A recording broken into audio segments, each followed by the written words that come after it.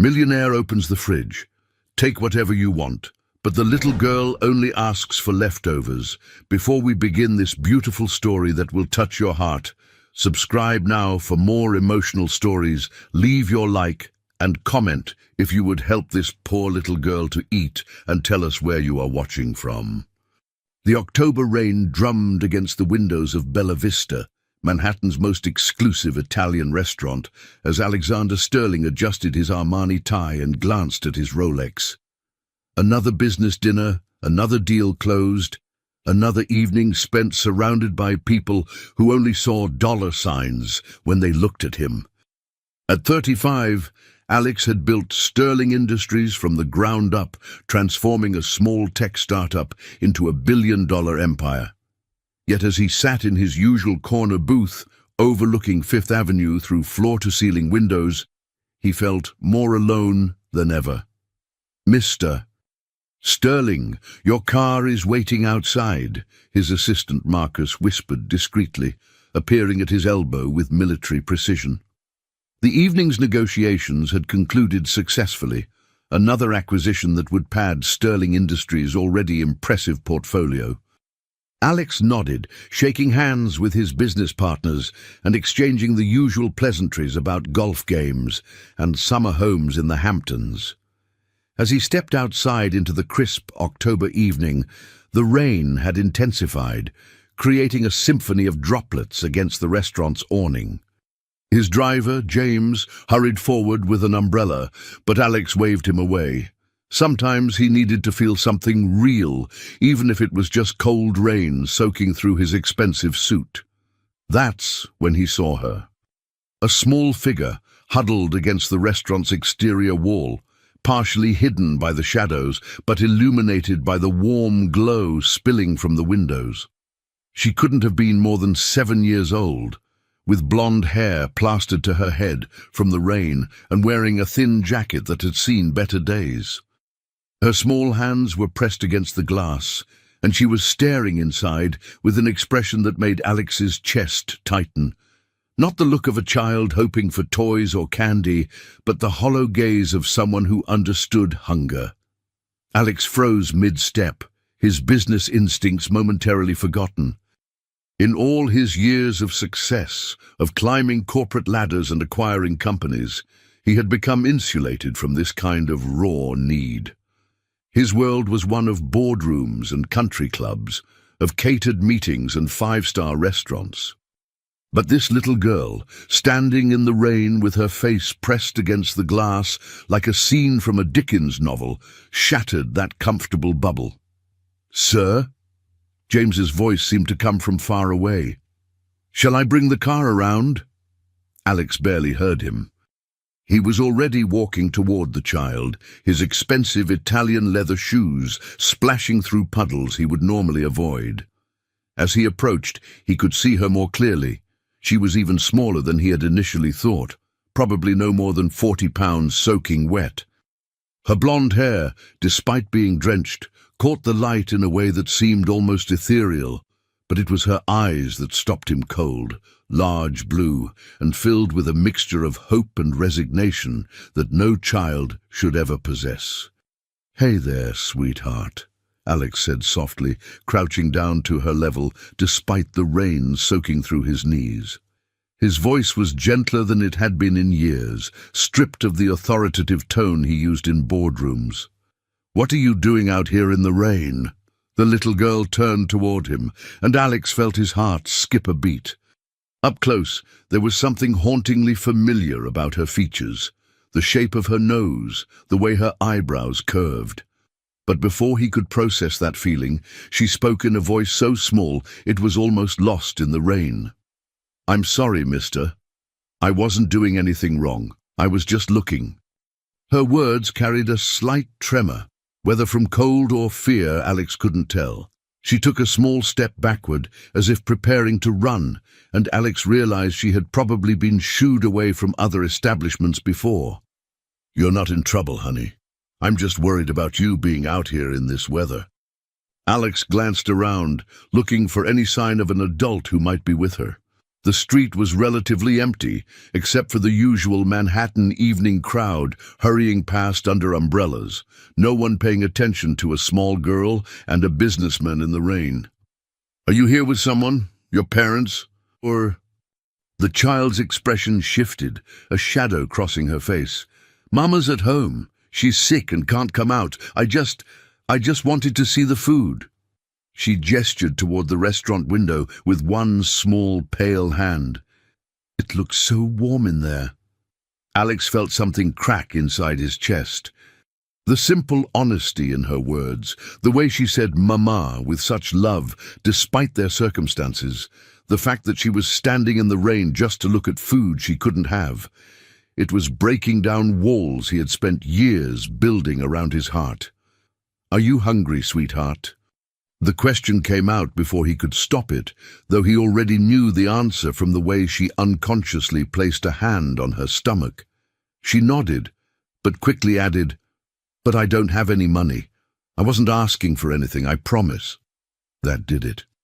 Alex stood up, his decision made before his rational mind could interfere. "Well, I have plenty of money, and I was just about to have dinner myself. Would you like to join me?" The little girl's eyes widened in disbelief. "Really? But I'm all wet and dirty. They won't let me in there." Alex smiled. A real smile, the first genuine one he had produced in months. "Sweetheart, I own enough restaurants that I think we can find you a place to eat. But first, let's get you somewhere warm and dry." He turned to James, who had been standing nearby with the umbrella, looking concerned but professional. "James, cancel my evening appointments. We're going home." As they walked toward the black Tesla, Alex found himself studying the child's profile. There was definitely something familiar about her, a nagging sense of recognition that he couldn't quite place. She moved with careful, precise steps, the way children do when they have learned to be cautious about taking up space in the world. "What's your name, sweetheart?" Alex asked as James opened the car door. "Mia," she said quietly, climbing into the back seat with wide eyes at the car's luxurious interior. "Mia Patterson." Patterson. The name hit Alex like a physical blow, and he had to grip the car door to steady himself. It couldn't be a coincidence. Not with those eyes, not with that face. Patterson was Rachel's maiden name. Rachel, the woman who had owned his heart completely 8 years ago before disappearing from his life without explanation.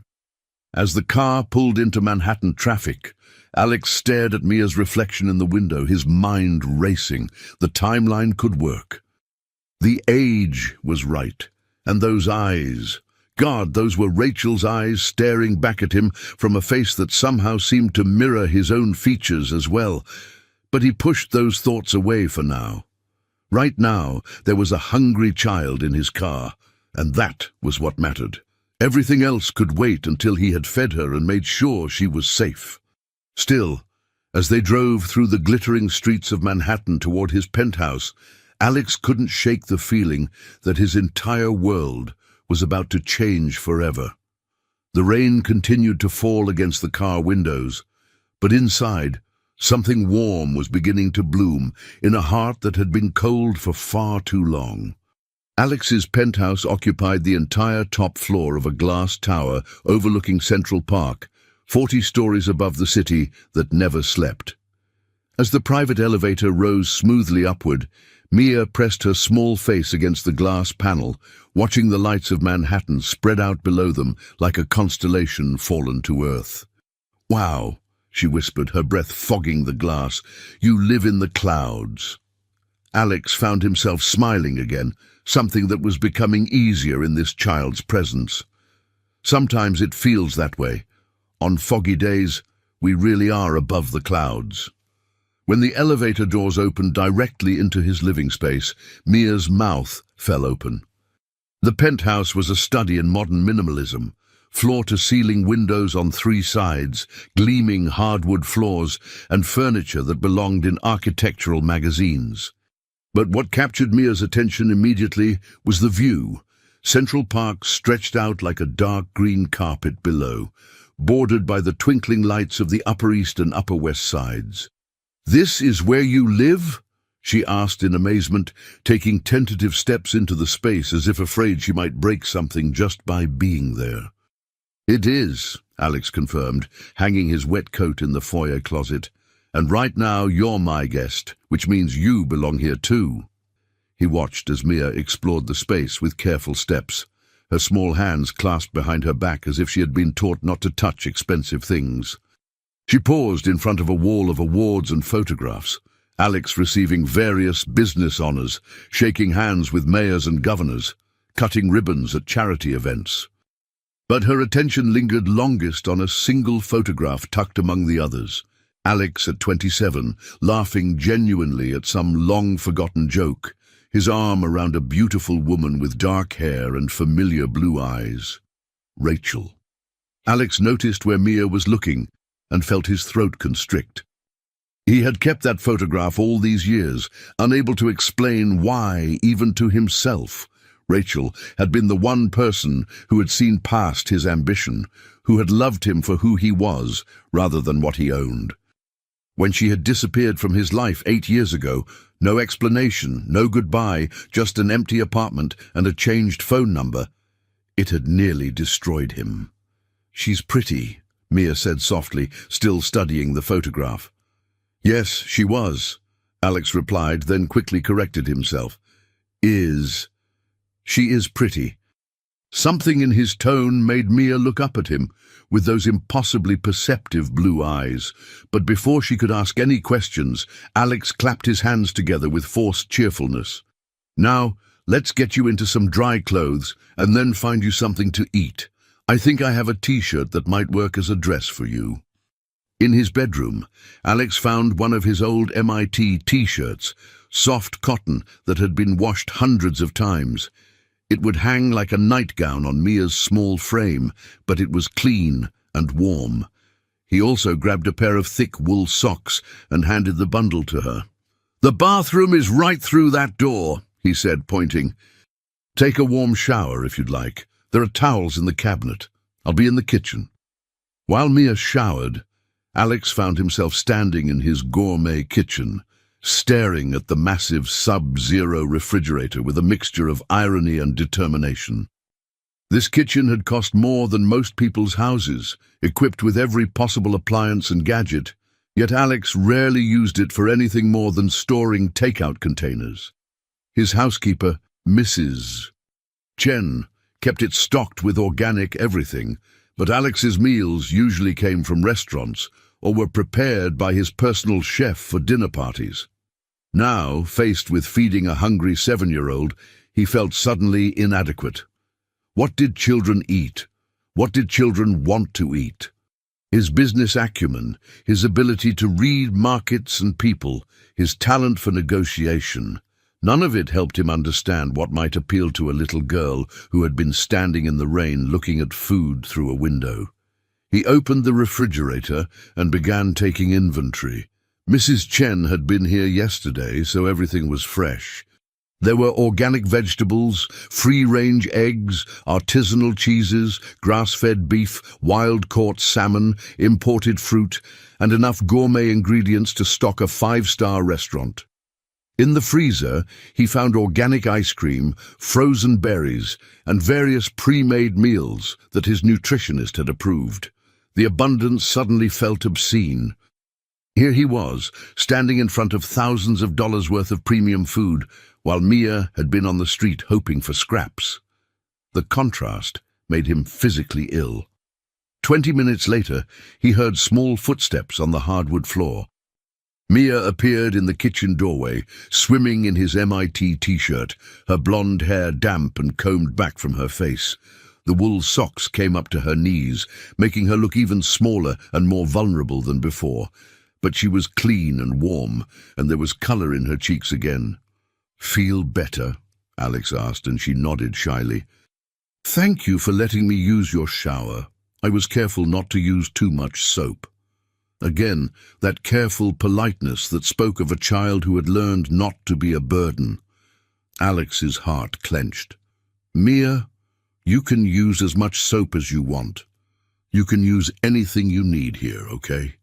She nodded, but he could tell she didn't quite believe him. "Now," Alex said, opening the refrigerator with a flourish, "let's see what we can find for dinner. I have to confess, I don't cook very often, but I think we can figure something out together." Mia approached the open refrigerator slowly, her eyes widening as she took in the contents. Alex watched her face, expecting excitement or at least relief. Instead, he saw something else entirely, a kind of overwhelmed confusion, as if she were seeing something too good to be real. "This is your refrigerator?" she asked in a small voice. "It is. And I meant what I said. You can have anything you want, anything at all." Alex gestured broadly at the shelves of food. "Are you hungry for something specific? I have fruit, vegetables, cheese, eggs, meat, whatever sounds good to you." Mia stood there for a long moment, just staring at the abundance. Her small hands twisted in the hem of the oversized t-shirt, and Alex could see her struggling with something. Finally, in a voice so quiet he had to strain to hear it, she spoke. Could I maybe just have some leftovers?" Alex blinked, certain he had misheard. "Leftovers?"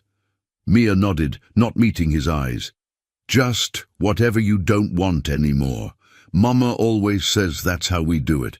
We take the leftovers so we don't waste anything. She says it's important not to take more than you need." The words hit Alex like a sledgehammer to the chest. This child, faced with more food than she had probably seen in months, was asking for scraps because that's what her mother had taught her was appropriate. The pure innocence of it, the ingrained humility and gratitude, was devastating. Alex had to turn away for a moment, gripping the edge of the marble countertop as he fought to compose himself. When he turned back, Mia was watching him with concerned eyes. "Did I say something wrong?" she asked anxiously. "No, sweetheart," Alex managed, his voice rougher than he intended. "You didn't say anything wrong. You said something perfect, but here's the thing. Everything in this refrigerator belongs to me, which means I can decide what to do with it. And right now, I've decided that whatever you want isn't leftovers. It's yours." Mia looked unconvinced, so Alex crouched down to her level again, something that was becoming a habit around this remarkable child. "Mia, your mama sounds like a very wise woman who taught you important things about not being wasteful and being grateful. Those are beautiful lessons. But sometimes, when someone invites you to their home and offers to share their food, the polite thing to do is to accept their generosity. Does that make sense?" She nodded slowly, though he could tell she was still processing this concept. "So," Alex continued, "instead of leftovers, why don't you tell me what your favorite food is? What makes you happy when you eat it?" Mia's face lit up for the first time since he'd met her. "Grilled cheese sandwiches. Mama makes them sometimes when she's feeling better. And tomato soup, but we don't usually have that." Alex grinned. "Grilled cheese and tomato soup it is. That happens to be one of my favorite combinations too." For the next hour, Alex Sterling, a man who regularly negotiated multi-million-dollar deals, found himself completely absorbed in the task of making the perfect grilled cheese sandwich for a 7-year-old girl. Mia sat on a bar stool at the kitchen island, swinging her legs and chattering about everything and nothing. She told him about the pigeons that lived outside her apartment window, about the library where she and her mama went to read books when mama felt well enough, about her favorite stuffed animal named Bear, who only had one eye, but was still the best hugger in the world. As she talked, Alex found himself studying her features more carefully. The resemblance to Rachel was undeniable. The same delicate bone structure, the same expressive eyes, the same way of tilting her head when she was thinking. But there were other features too, ones that made his hands shake slightly as he buttered the bread. The shape of her ears, the way her nose crinkled when she laughed, the stubborn set of her chin when she was determined about something. "Mr. Alex?" Mia's voice broke through his thoughts. "Just Alex is fine, sweetheart." "Alex, are you a daddy?" The question came out of nowhere, innocent and direct, in the way only children could manage. Alex nearly dropped the spatula. "No, Mia, I'm not a daddy." "How come? Don't you want to be?" Such a simple question, but it opened wounds Alex had spent years learning to ignore. He had wanted to be a father once, had dreamed of it with Rachel, had even looked at engagement rings before she disappeared. But those dreams had died with her absence, and he had convinced himself that his work was enough, that success could fill the hollow spaces in his life. I never found the right person to be a daddy with," he said finally, which wasn't entirely a lie. "Mama says my daddy was a good man, but he didn't know about me. She says sometimes good people miss each other because life is complicated." Mia swung her legs thoughtfully. "Maybe you missed each other too." The words were so innocent, so matter-of-fact, but they pierced through Alex's carefully constructed defenses like arrows. Could it be possible? Could Rachel have been pregnant when she left? Could this extraordinary child be? The grilled cheese started to smoke, and Alex quickly flipped it, grateful for the distraction. When he served Mia her sandwich and soup, cut into perfect triangles the way he remembered liking them as a child, she took her first bite and closed her eyes in bliss. "This is the best grilled cheese in the whole world," she declared solemnly. Alex watched her eat with an intensity that surprised him. Every bite she took seemed to heal something broken inside his chest. When she finished half the sandwich and pushed the plate away, he frowned. "Not hungry anymore?" I'm saving the rest for Mama," she said simply.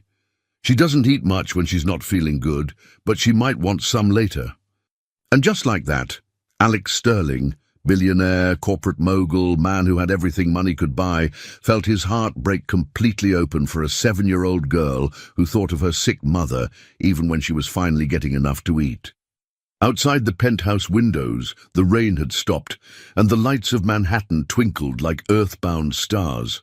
But inside, something much brighter was beginning to shine. 3 hours later, Alex found himself in the most surreal situation of his adult life, sitting cross-legged on his imported Italian marble floor, teaching a 7-year-old girl how to play chess with a set that had once belonged to a Russian grandmaster. Mia was a quick learner, her small fingers carefully moving the ornate pieces as she absorbed the rules with startling intelligence. "So the queen is the most powerful piece?" she asked, holding up the carved ivory figure and examining it in the lamplight. "She is. She can move in any direction as far as she wants. She's the one who really runs the kingdom." "Like Mama," Mia said matter-of-factly. "She takes care of everything, even when she's sick." Alex's chest tightened again. Every casual comment from this child revealed more about her life, about the strength and love that had shaped her despite their circumstances. "Tell me about your mama, Mia." "What's she like?" Mia's face brightened immediately. "She's the best mama in the whole world. She's really smart. She knows about books and computers and how to fix things when they break. And she makes up the most amazing bedtime stories. She's just sick right now, but the doctor says she might get better." "Might get better?" Alex's parental instincts he hadn't known he possessed, immediately went on high alert. "What kind of sick?"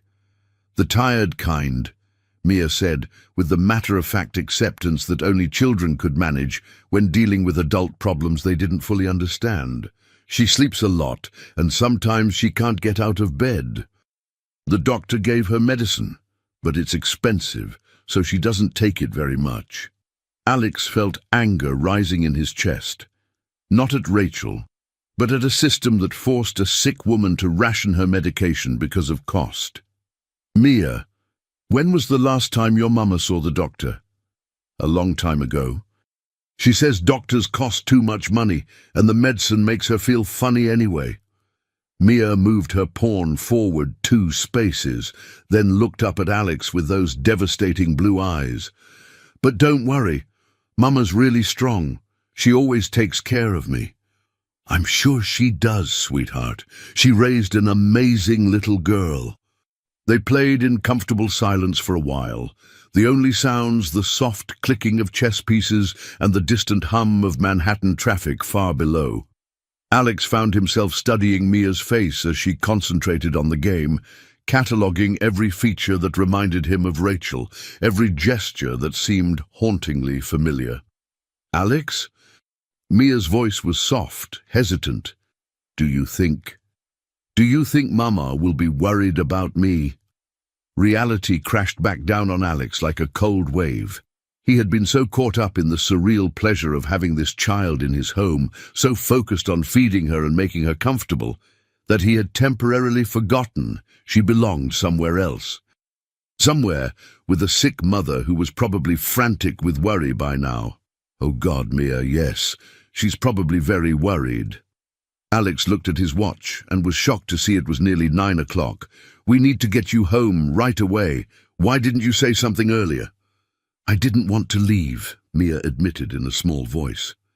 "This has been the best day I've had in a really long time, but Mama will be scared if I'm not home soon." Alex's heart broke a little more. The idea that this simple evening, a shower, a warm meal, a game of chess, constituted the best day this remarkable child had experienced recently was almost too much to bear. "Of course you didn't want to leave, and I'm glad you had a good time, but your mama loves you, and she needs to know you're safe." Alex began putting the chess pieces away, his mind already racing ahead to logistics. "Can you tell me your address?" Mia recited an address in Queens that Alex recognized as being in one of the borough's more challenging neighborhoods. Not dangerous exactly, but definitely not affluent. The kind of place where people worked hard for everything they had and still sometimes came up short. "James can drive us there," Alex said, already reaching for his phone to call his driver. "But first, let's pack up some food for your mama." In the kitchen, Alex quickly assembled what could only be described as a care package. He filled multiple containers with leftover ingredients from their cooking adventure, added fresh fruit, organic vegetables, and several pre-prepared meals that Mrs. Chen had stocked in the freezer. He included the other half of Mia's grilled cheese sandwich, carefully wrapped, along with extra soup. Mia watched with wide eyes as he packed bag after bag. "Alex, that's too much. Mama always says we shouldn't take more than we need." "Your mama sounds like a very wise woman," Alex replied, continuing to pack. "But sometimes when someone wants to share what they have, the kindest thing to do is let them. This makes me happy to give, Mia. It makes me feel good inside." As they rode through the night toward Queens, Alex found himself growing increasingly nervous. In a few minutes, he would meet Rachel again, the woman who had disappeared from his life without explanation, taking his heart with her. The woman who had apparently been carrying his child when she left, though she hadn't told him. If Mia was his daughter, the possibility seemed both impossible and inevitable. The timeline worked perfectly. The resemblance was uncanny. And the way he felt about this child, the instant overwhelming love and protectiveness, suggested a connection deeper than simple kindness. "Mama's apartment is up there," Mia said, pointing to a third-floor window in a modest brick building. "The light's on, so she's awake." Alex's heart began pounding as James parked the car. This was it. In a few minutes, he would have answers to questions that had haunted him for 8 years. The building had no doorman, no elevator. Alex and Mia climbed 2 flights of stairs, Alex carrying the bags of food while Mia skipped ahead, clearly excited to be home. The hallway was clean but worn, with old carpet and fluorescent lighting that gave everything a harsh, institutional feel. Mia stopped in front of apartment 3B and knocked in what was clearly a familiar pattern. 2 short, 1 long, 2 short again. "Mama, it's me. I'm home." There was the sound of multiple locks being undone, and then the door opened to reveal a woman who made Alex's knees go weak. Rachel, 8 years older, thinner than he remembered, with dark circles under her eyes and a pallor that spoke of illness, but unmistakably heartbreakingly, Rachel. She was wearing an oversized sweater and leggings, her dark hair pulled back in a messy bun, and she looked like she had been crying. "Mia! Oh my God, baby, where have you been? I've been so worried."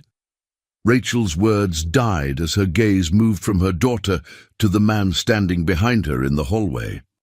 For a moment that seemed to stretch into eternity, they stared at each other. Rachel's face went through a series of emotions: shock, disbelief, fear, and something that might have been joy before settling into careful blankness. "Hello, Rachel," Alex said softly, his voice rough with 8 years of unspoken words. "Alex." Her voice was barely a whisper. "What? How? Why are you with my daughter?" "Mama, this is Alex. He saved me from the rain and gave me dinner and taught me chess, and he's really nice, and he brought you food." Mia's excited chatter broke the tension, and she tugged on Rachel's sweater. "I told him you were sick and he wanted to help." Rachel's eyes moved from Alex to Mia and back again, and Alex saw the exact moment when understanding dawned. Her face went white, and she reached out to steady herself against the doorframe. "Oh my God," she whispered. "Rachel, we need to talk," Alex said gently. "But first, Mia says you haven't been feeling well." "I brought some food and I think—" "You can't be here," Rachel interrupted, her voice panicked. "You can't just show up here with her. You don't understand." "Mama?" Mia's voice was small, confused. "What's wrong? Why are you upset?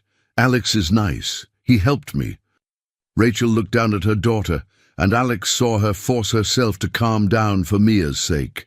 The love between them was palpable, beautiful, and heartbreaking all at once. "I'm not upset with you, baby. You didn't do anything wrong." Rachel's voice was steady now, though Alex could see her hands shaking. "Mr. Sterling was very kind to help you.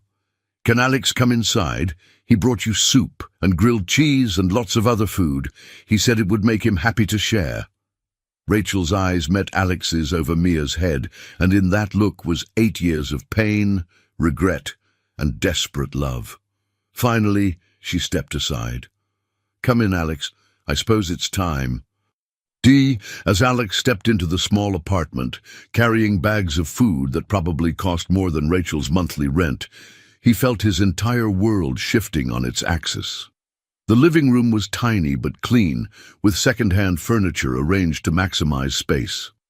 Children's books were stacked neatly on a coffee table made from an old trunk, and Mia's artwork covered one wall like a gallery. It was a home filled with love, even if it lacked material abundance. "Mia, sweetheart, why don't you go get ready for bed?" Rachel said, her voice carefully controlled. "Mr. Sterling and I need to talk." "Can Alex read me a story? He has a really nice voice." "Not tonight, baby. Maybe another time." Mia looked disappointed but obediently headed toward what Alex assumed was her bedroom, calling over her shoulder, "Thank you for everything, Alex. Today was perfect." When they were alone, Rachel and Alex stood facing each other across 8 years of silence and hurt. She looked fragile, breakable, nothing like the confident woman he had fallen in love with. But her eyes, those blue eyes that Mia had inherited, were still the same, still capable of seeing straight through to his soul. "She's mine, isn't she?" Alex's voice was barely audible. Rachel closed her eyes, and when she opened them, they were filled with tears. "Yes," she whispered, "Mia is your daughter." The words hung in the air between them like a bridge spanning an impossible chasm.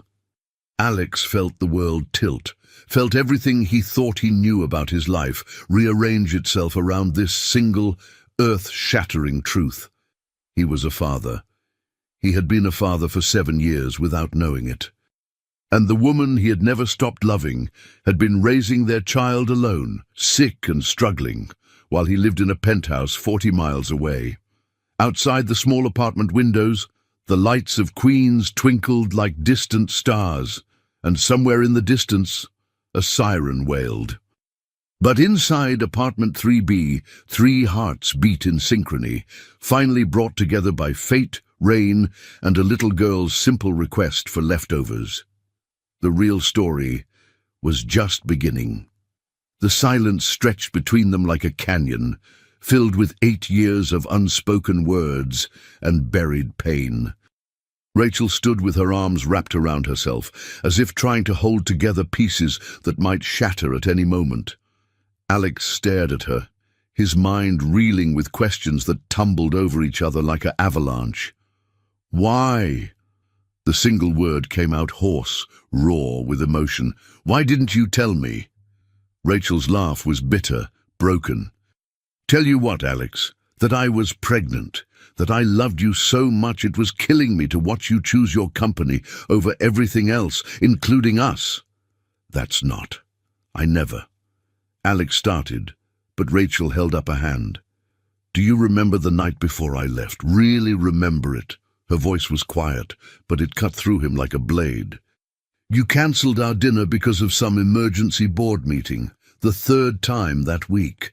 I sat in that restaurant alone for 2 hours, watching couples laugh and talk and actually see each other, while I waited for a man who was too busy building an empire to notice that the woman who loved him was disappearing right in front of his eyes.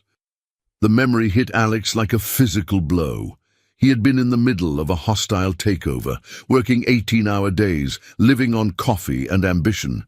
Rachel had seemed understanding, supportive even. He had never realized. I was building that empire for us, he said desperately, for our future, for the family we talked about having someday. Someday. Rachel's smile was heartbreaking. That was always your answer, wasn't it? Someday we'd take that trip to Italy. Someday we'd buy the house with the big backyard. Someday we'd start a family. But someday never came, Alex. Because there was always another deal, another acquisition, another mountain to climb. Alex felt the truth of her words like ice in his veins. He remembered those conversations, remembered promising her things would slow down after the next big project. But there had always been another project, another goal, another summit to reach. So when I found out I was pregnant, Rachel continued, her voice growing stronger with each word, I realized I had a choice. I could try to fit our child into the scraps of time you had left over from Sterling Industries, or I could give her a life where she was actually wanted, actually prioritized. I would have wanted her, Alex said fiercely. I would have prioritized both of you if I had known. Would you? Rachel's eyes flashed with old anger. Really? Because I tried to tell you that night, Alex. I waited until after midnight for you to come home from that emergency meeting, and when you finally walked through the door, you were already on the phone with Tokyo, planning your next move. You held up one finger to silence me when I started to speak, and you talked for 45 minutes about market projections while I sat there with pregnancy test results in my hand. The memory came flooding back with devastating clarity.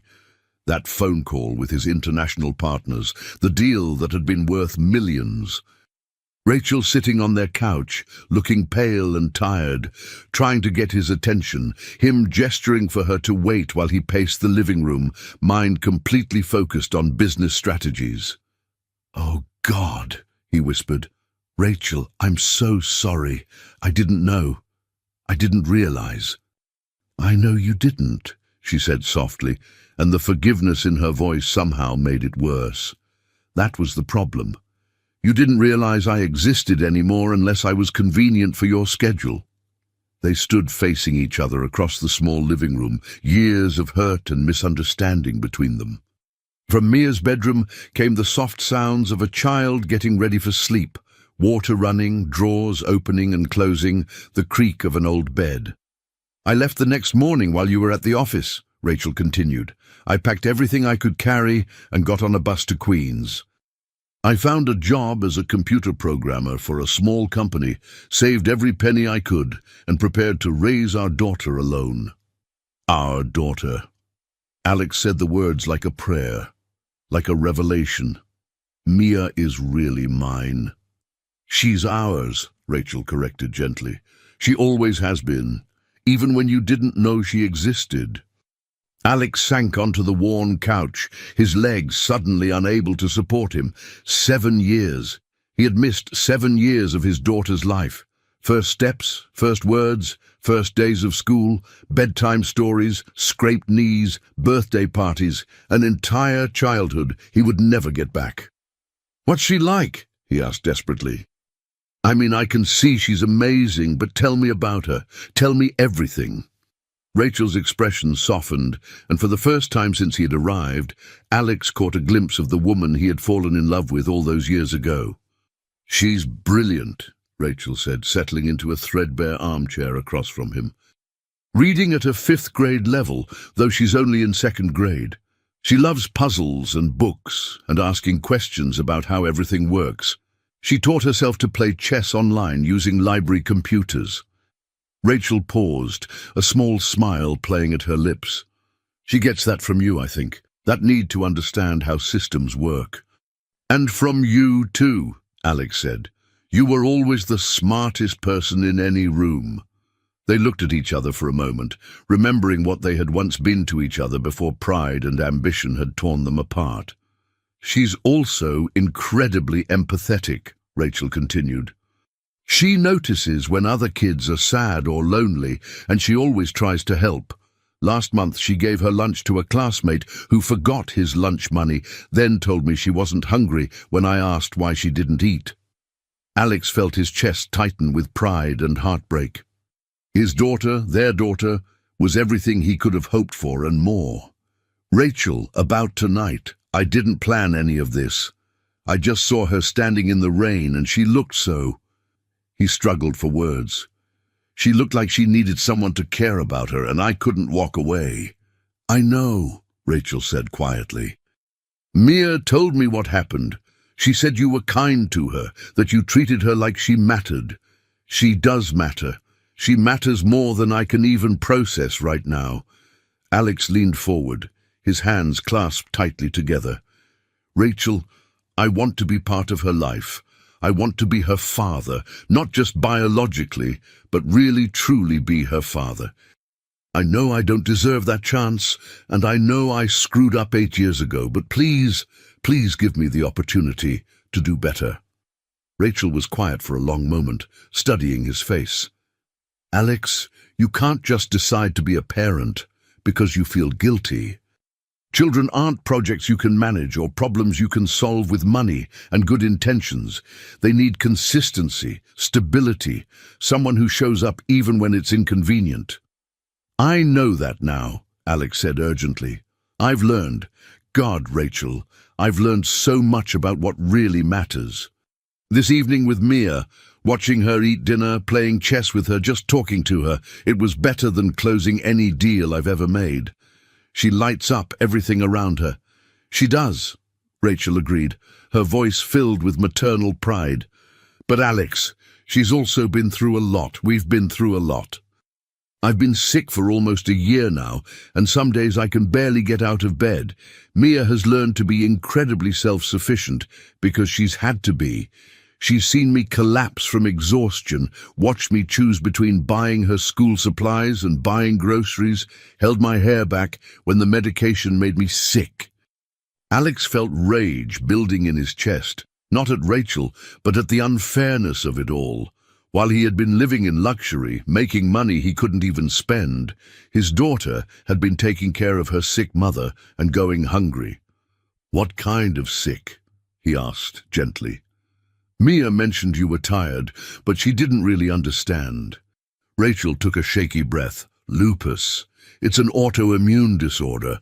Some days are better than others, but the medication is expensive, and I don't have insurance through my current job. I've been rationing pills, trying to make them last longer." "Jesus, Rachel, why didn't you call me? Why didn't you ask for help?" "Ask for help from the man who never called to check on me after I left, who replaced me with a string of socialites before my apartment was even cold." Rachel's voice was sharp with old pain. Alex flinched. She was right. He had thrown himself into work and meaningless relationships, trying to fill the hole she had left behind. He had never once tried to find her, telling himself she had made her choice clear. "I was hurt," he said inadequately. I was angry and hurt and stupid. We both were, Rachel admitted. But Alex, even if I had called, what would you have done? Sent a check? Hired someone to take care of the problem so you didn't have to deal with it personally? The accusation stung because it might have been true. 8 years ago, that might have been exactly what he would have done. But tonight, holding Mia's small hand as they walked to his car, watching her face light up over a grilled cheese sandwich, something fundamental had shifted inside him. I would have tried to solve it the wrong way, he admitted. You're right. 8 years ago, I probably would have thrown money at the situation and thought that was enough. But I'm different now, Rachel. Or maybe I'm finally becoming who I was supposed to be all along. From the bedroom came Mia's voice. Mama, can I have some water? Of course, baby, Rachel called back, starting to rise from her chair. But Alex was already moving. Let me, he said quietly. Please. Rachel hesitated, then nodded. Alex found Mia tucked into a narrow single bed, surrounded by stuffed animals and covered with a quilt that looked handmade. The room was small but cozy, with drawings and photos covering every available wall space. A small bookshelf overflowed with library books and worn paperbacks. Hey, sweetheart, Alex said softly, filling a cup with water from a small sink in the corner. How are you feeling? Good, Mia said, accepting the cup gratefully. Alex, are you and Mama old friends? The question was so innocent, but it carried the weight of everything Alex was still trying to understand. We are, sweetheart. We knew each other a long time ago. I thought so. Mama got that look she gets when she's remembering something important. Mia took a sip of water, studying Alex's face. Are you going to come visit us again? Alex's throat constricted. Would you like me to? Yes, please. You're the nicest grown-up I've met in a really long time. And Mama seemed happy to see you, even though she was sad too. Out of the mouths of babes. This 7-year-old had read the situation more clearly than either of the adults involved. Mia, can I ask you something? She nodded solemnly. Are you happy? I mean, really happy. Mia considered this with the seriousness of a much older person. Most of the time, I love Mama, and she loves me, and we take care of each other. But sometimes I wish. She trailed off, looking uncertain. You can tell me anything, sweetheart. Sometimes I wish I had a daddy, she whispered. Not because Mama isn't enough, because she's the best Mama ever. But sometimes I see other kids with their daddies at school or at the park, and I wonder what that would be like. Alex had to grip the edge of the bed to keep from collapsing. The simple honesty of her words, the longing in her voice, broke his heart completely. Mia, he said carefully, what if I told you that your daddy never knew about you, but now that he does, he wants very much to be part of your life? Her eyes went wide. Really? You mean he's not dead or mean? Mama always said he was a good man who just didn't know. Your Mama was right. He is a good man, and he didn't know. But now he does, and he thinks you're the most amazing little girl in the entire world. Mia stared at him for a long moment, and Alex could practically see the wheels turning in her bright mind. Alex, she said slowly, are you my daddy? The question hung in the air between them like a bridge waiting to be crossed. Alex looked into his daughter's eyes so much like his own, like Rachel's, and felt his entire world realign itself around this single perfect moment. Yes, sweetheart, he whispered, I'm your daddy. Mia launched herself into his arms with such force that he nearly fell off the bed. She wrapped her small arms around his neck and held on tight, and Alex felt 7 years of missed hugs and bedtime stories and father-daughter moments crash over him like a wave. I knew it, she whispered against his shoulder. I knew you felt like family. Alex held his daughter, and let himself cry for the first time in years. Through the thin walls, he could hear Rachel crying too, and he knew that whatever happened next, Whatever they had to work through, this moment had changed everything. When Mia finally pulled back, her face was radiant with joy. "Does this mean I can call you Daddy?" "If you want to," Alex managed through his tears. "I would be honored." "Daddy," she said, testing the word like it was made of spun gold. "Daddy, are you going to stay with us now?" Alex looked toward the doorway where Rachel stood, tears streaming down her face. Their eyes met across the small room, and Alex saw something he hadn't dared hope for, the possibility of forgiveness, of second chances, of becoming the family they were always meant to be. "I'm going to try, sweetheart," he said, never taking his eyes off Rachel. "I'm going to try very, very hard." The next morning arrived grey and drizzling, matching the uncertainty that filled Rachel's small apartment. Alex had spent the night on the couch, despite his repeated offers to get a hotel room. Rachel had insisted he stay, though neither of them had slept much.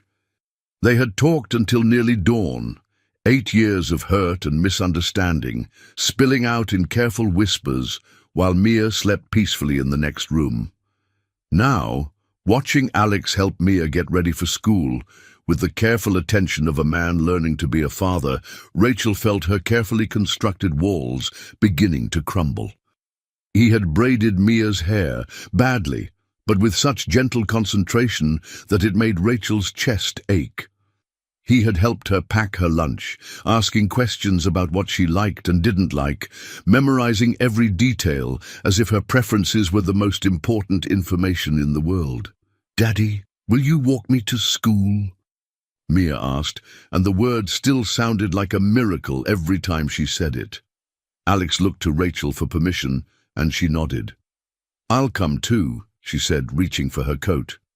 The walk to PS 147 was only 6 blocks, but it felt like a journey through a new world.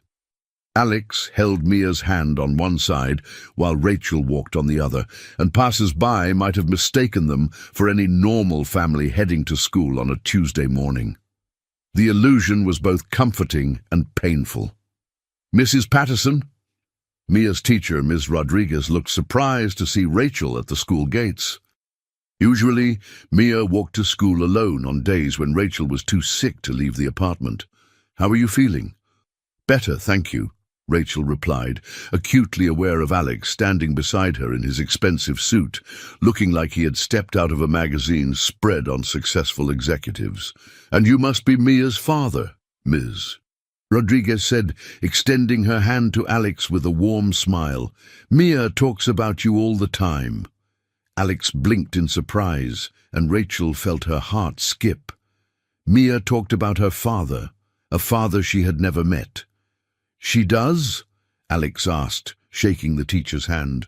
"Oh yes, she writes stories about adventures you have together. Just last week she wrote about how you taught her to fly airplanes and took her to see the Northern Lights." Ms. Rodriguez laughed. "Such imagination, but I can see where she gets it.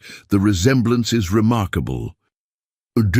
After dropping Mia off and watching her run toward her classroom with her backpack bouncing, Alex and Rachel walked home in contemplative silence. The normalcy of the school routine, the casual assumption that they were a family unit, had highlighted just how much their daughter had been missing. "She's been writing stories about me?" Alex asked as they climbed the stairs to Rachel's apartment. "She's been writing stories about having a father," Rachel corrected gently. She gave him your face, apparently." Inside the apartment, with Mia safely at school and the pretense of normalcy stripped away, the weight of their situation settled over them like a heavy blanket. Alex stood in the middle of the small living room, looking lost and overwhelmed. "Rachel, we need to talk about what happens next," he said finally. "I can't just walk away from this. I can't pretend I don't know I have a daughter." "I wouldn't ask you to," Rachel replied, settling into her chair. The morning's exertion had tired her more than she wanted to admit, and she could feel the familiar ache in her joints that signaled a flare-up coming. "But Alex, this isn't going to be simple. You can't just step into our lives and expect everything to be perfect. I know that, but Rachel, look at this place. Alex gestured around the small apartment. You're sick, you're struggling financially, and Mia is growing up without things she needs. I can help. I want to help. With money, Rachel said flatly. With everything. Alex's voice rose, then he forced himself to calm down.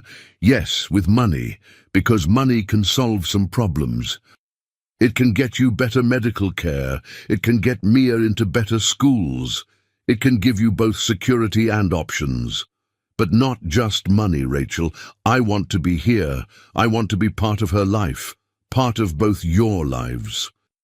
Rachel studied his face, looking for signs of the man who had once promised her the world, but had been too busy conquering it to notice when she needed him most. What she saw instead was different, older, more weathered, but also more present somehow. As if the driven intensity she had once loved and lost him to had been tempered into something deeper. "What about Sterling Industries?" she asked. "What about all those important meetings and emergency deals?" Alex was quiet for a long moment. "I've been thinking about that all night. I built that company to be self-sustaining, to run efficiently without requiring my constant attention. The problem was that I enjoyed the attention it required. I liked being indispensable, liked being the man with all the answers." He paused, running a hand through his hair. "But last night, holding Mia, watching her face when she realized I was her father, I've never felt more important or more needed in my entire life. Alex, you can't just abandon your company because you're feeling emotional about discovering you have a daughter." "I'm not abandoning anything. I'm reorganizing my priorities." Alex sat down across from her, leaning forward with the same intensity he had once brought to business negotiations. "I have excellent people running every division of Sterling Industries. I can delegate more, work remotely when necessary, focus on strategic oversight rather than day-to-day operations. And when the next crisis comes, when someone needs you to save a multi-million-dollar deal, then they'll have to save it themselves, or it wasn't a deal worth saving." Alex's voice was firm, certain. "Rachel, I lost you once because I prioritized the wrong things. I'm not going to lose Mia the same way. I'm not going to lose you again either, if you'll give me another chance." The words hung between them, heavy with promise and years of hurt. Rachel wanted to believe him, wanted to trust that this time would be different. But she had learned to be cautious with her heart, especially where Alex Sterling was concerned. "It's not that simple," she said quietly. "We're not the same people we were 8 years ago. I'm sick, Alex. Some days I can barely function. Mia has learned to be incredibly independent because she's had to be. You're walking into a situation that's already complicated and difficult." "Then we'll figure it out together," Alex said simply. "Rachel, what would it take? What would I need to do to prove to you that I'm serious about this, about being the man you and Mia need me to be?" Before Rachel could answer, her phone rang. The caller ID showed Dr. Martinez's office, and Rachel felt her stomach clench with familiar anxiety. Calls from the doctor's office were rarely good news. "I have to take this," she said, answering the phone. "Hello?" Alex watched as Rachel's face went pale, then determined, then scared. She asked several short questions, made an appointment for the following week, and hung up with shaking hands. "What is it?"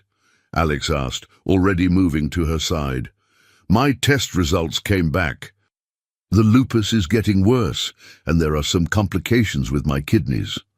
Rachel's voice was steady, but Alex could see the fear in her eyes. "Dr. Martinez wants to start me on a new treatment protocol immediately. It's expensive." "How expensive?" "The medications alone will be about $8,000 a month, plus regular monitoring, possible hospitalization if things get worse." Rachel laughed bitterly. "I was barely managing the current treatment. This is impossible." Alex felt something fierce and protective rise in his chest. "No, it's not impossible. I'll pay for it. I'll pay for everything. Alex, I can't let you. You can't stop me, he said firmly. Rachel, this is my daughter's mother we're talking about. This is someone I care about very much who needs help. I have more money than I could spend in 10 lifetimes. Please let me use it for something that actually matters. Rachel stared at him, and Alex could see her pride warring with her practicality, with her love for Mia, with her own desire to survive and be there for their daughter. There's something else, she said quietly. Dr. Martinez thinks I should consider moving somewhere with better air quality, less stress. The pollution and pace of life here aren't helping my condition. Where would you want to go? Rachel was quiet for a moment. When I was little, my grandmother lived in a small town in Vermont. Mountains, clean air, quiet. I always thought, if I could afford it, that's where I'd want to raise Mia. Then that's where we'll go, Alex said without hesitation. We. Alex looked at her steadily. Rachel, I know you have every reason not to trust me. I know I hurt you badly 8 years ago, and I know I have to earn the right to be part of your lives, but I'm not going anywhere. If you move to Vermont, I'll move to Vermont. If you need to stay here, I'll stay here. Whatever it takes to be the father Mia needs and the partner you deserve. Partner? Rachel's voice was barely a whisper. I never stopped loving you, Alex said simply. Even when I was angry, even when I convinced myself I had moved on, even when I was too proud to admit I had made the biggest mistake of my life when I let you go. I know I don't deserve another chance, but if you'll give me one, I promise I'll spend the rest of my life proving that you can trust me with your heart again. Rachel felt tears welling up in her eyes. The man sitting across from her wasn't the driven, distracted workaholic she had left 8 years ago. This was someone who had learned what really mattered, someone who was looking at her like she was the most precious thing in his world. Alex, I'm scared, she admitted. I'm scared of getting sick, scared of leaving Mia alone, scared of trusting you and being hurt again. Then let me help you not be scared, Alex said, reaching for her hands. Let me take care of you the way I should have 8 years ago. Let me be the father to Mia that I never got the chance to be.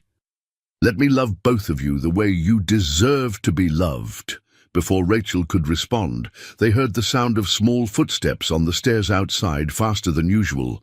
The door burst open and Mia flew in, her face bright with excitement. Mama! Daddy! I told everyone at school that I have a daddy now, and Ms. Rodriguez said we could do a family tree project, and Billy Thompson said his daddy takes him fishing on weekends. And can we go fishing? And Sarah's daddy knows how to make pancakes that look like animals, and... She stopped abruptly, noticing the serious expressions on their faces. What's wrong? Why do you both look sad? Rachel and Alex exchanged glances. How do you explain to a 7-year-old that her mother is sicker than she realized, that big changes might be coming, that the family she had just discovered might have to face difficult challenges together? Come here, sweetheart, Rachel said, patting her lap. Mia climbed up, all elbows and knees and boundless energy. Mama and I were just talking about some changes that might be happening, Alex said carefully. Good changes or bad changes? Mia asked with the directness of childhood. Different changes, Rachel said diplomatically. Changes that might mean we move to a new place, but also changes that mean Daddy will be with us more. Mia's face lit up. Really? Daddy's going to live with us? Alex looked at Rachel, asking permission with his eyes. She nodded almost imperceptibly. If that's what you want, sweetheart, Alex said, I want to be with you and Mama every day. I want to help take care of both of you.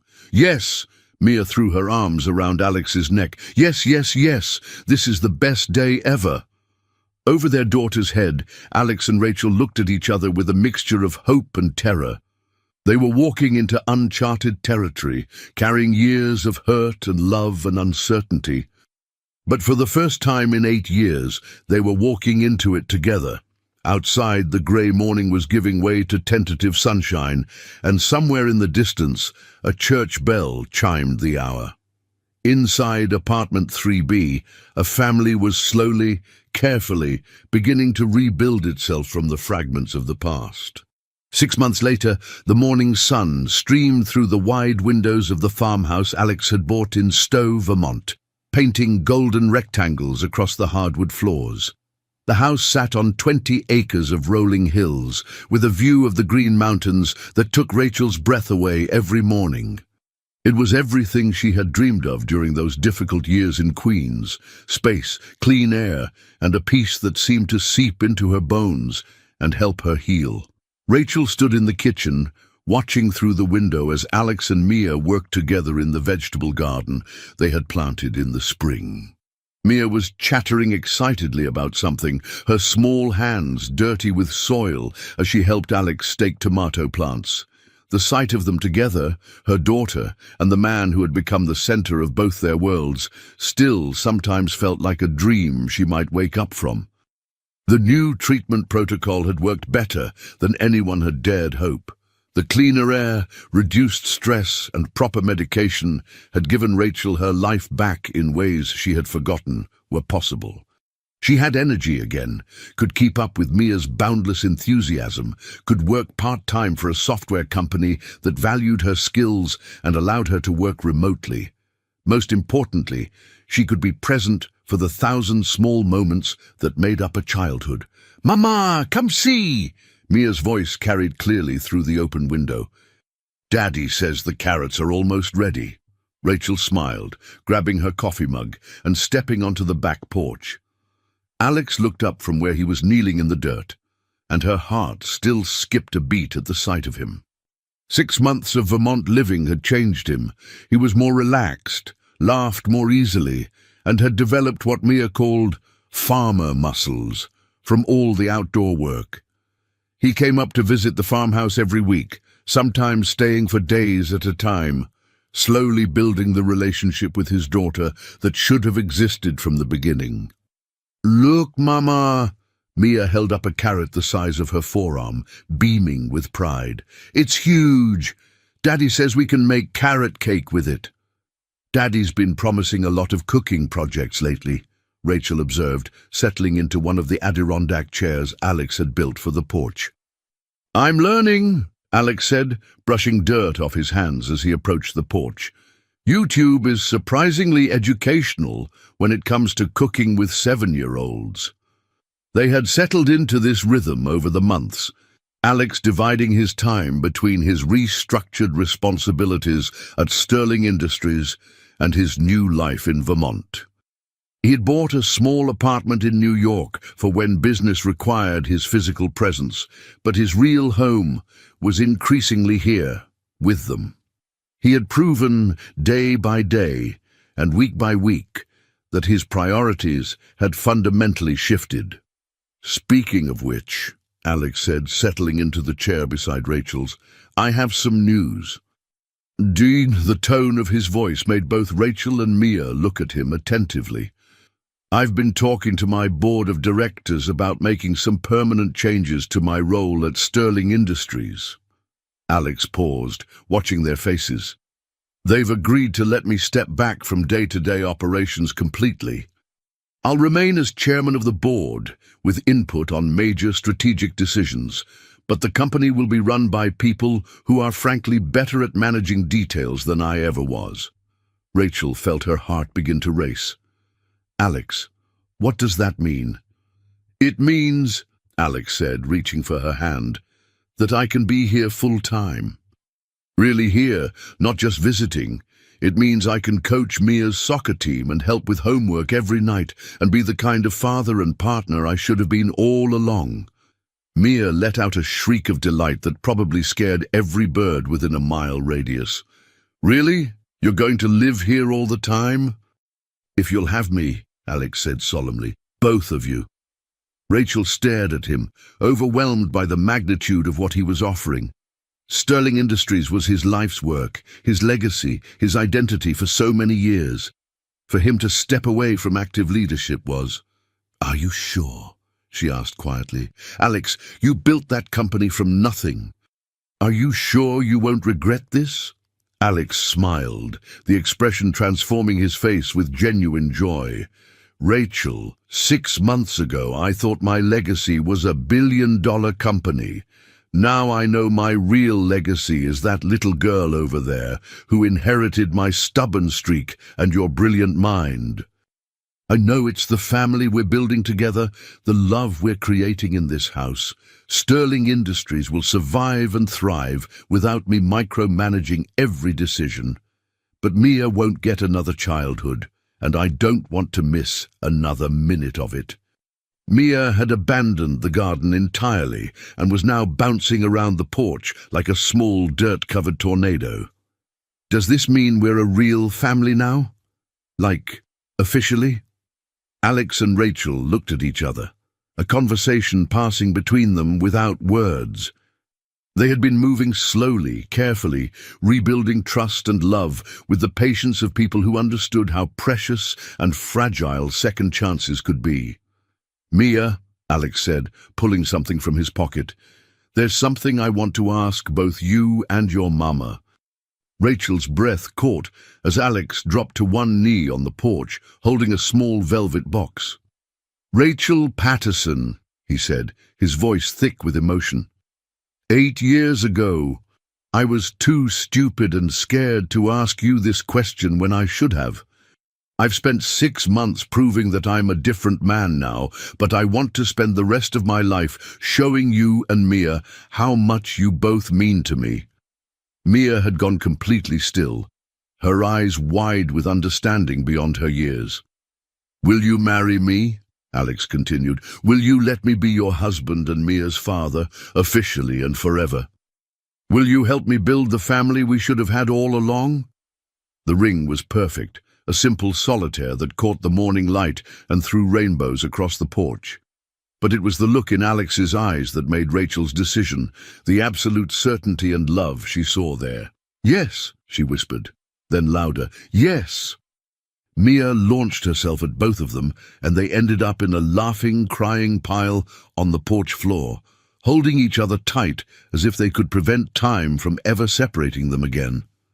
Later that afternoon, as they sat around the kitchen table planning their wedding and Mia's official adoption, because Alex wanted to make sure his daughter carried his name legally as well as in his heart, Rachel marveled at the journey that had brought them here. A year ago, she had been a sick, struggling single mother watching her daughter go hungry. Alex had been a lonely workaholic living in a glass tower, successful by every measure that didn't actually matter. A chance encounter in the rain, a small girl's innocent request for leftovers, had changed everything. "What are you thinking about?" Alex asked, noticing her contemplative expression. "Just how different everything is now, how a single moment can change your entire life." "The best moment of my life," Alex said firmly. "The moment I found my family." Mia looked up from the wedding magazines Rachel had produced from somewhere, her face serious. "Daddy, were you sad before you found us?" Alex considered the question with the honesty his daughter deserved. "I was, sweetheart. I didn't realize how sad I was because I kept myself too busy to think about it. But yes, I was very sad and very lonely. But you're happy now. I'm the happiest man in the world now." "Good," Mia said with satisfaction, returning to her magazine. "Because Mama was sad too, even though she tried to hide it. But now we're all happy together." As the sun set behind the green mountains, painting the sky in shades of pink and gold, the Sterling family, soon to be officially complete, sat around their kitchen table making plans for their future. There would be challenges ahead, they knew. Rachel's health would require ongoing attention. Mia would grow up and test their patience in the way all children do, and Alex would have to continue proving every day that his transformation was permanent. But they would face those challenges together, as a family born not from convenience or circumstance, but from love that had survived separation, mistakes, and lost time. They had learned that some stories don't end with the first goodbye, that sometimes the most beautiful chapters are written after we think the book is closed. Outside their farmhouse windows, fireflies began to dance in the gathering dusk, and somewhere in the distance, a barn owl called to its mate. Inside, three hearts that had found their way home to each other began planning the rest of their lives together. One day, one meal, one bedtime story at a time. Alex Sterling had finally learned what true success looked like. It looked like a 7-year-old girl with grass stains on her knees and soil under her fingernails, calling him Daddy. It looked like a woman who loved him enough to give him a second chance to be the man he was meant to be. It looked like a farmhouse filled with laughter and the promise of forever. And it had all started with a simple request. Could I maybe just have some leftovers? Some leftovers had become a lifetime of plenty, and the millionaire who thought he had everything discovered that he had been living in poverty until the day he opened his heart to a hungry little girl standing in the rain.